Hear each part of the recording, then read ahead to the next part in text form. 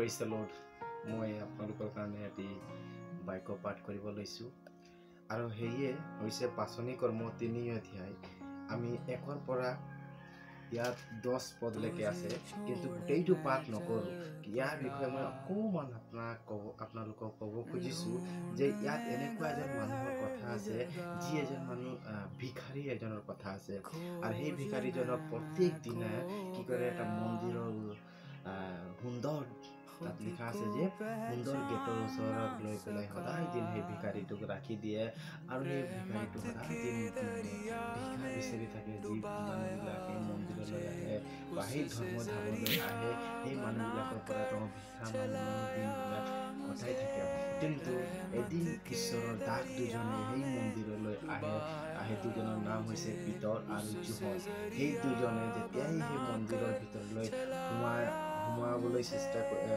সোমাবলৈ যেতিয়াই ধৰিছিলে তেতিয়াই সেই ভিখাৰীজনে তেওঁবিলাকক চালে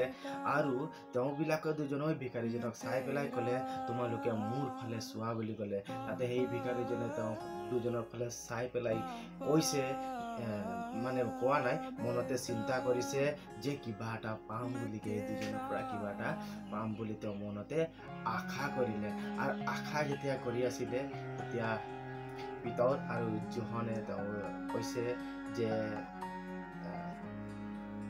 আমাৰ দিবলৈ একো নাই বুলি কৈছে সেই বাক্যটো মই আপোনালোকৰ আগতে পাঠ কৰিব লৈছো 6 পদত এনেকৈ কৈছে তেতিয়া পিতৰে ক'লে মোৰ ৰূপ বা সোণ নাই কিন্তু যি আছে তাকে তোমাক দিওঁ নাছৰীয়া যীশু খ্ৰীষ্টৰ নামেৰে খোজ কাঢ়ি ফুৰা বুলি কৈছে আমেন ইমান ধুনীয়া বাক্য হয় এই বাক্যটোৰ যোগেদি আমাক বেছি ডাঙৰ একো নালাগে সাধাৰণ এটা ৰোগী যীশুৰ নামতে ঠিক হ'বলৈ কোৱাৰ লগে ঠিক হ'বই আমাৰ বিশ্বাসটো সম্পূৰ্ণ যীশুৰ ওপৰত থাকিব লাগে আমেন এই বাক্যৰ যোগেদি ঈশ্বৰে সকলোকে আশীৰ্বাদ কৰক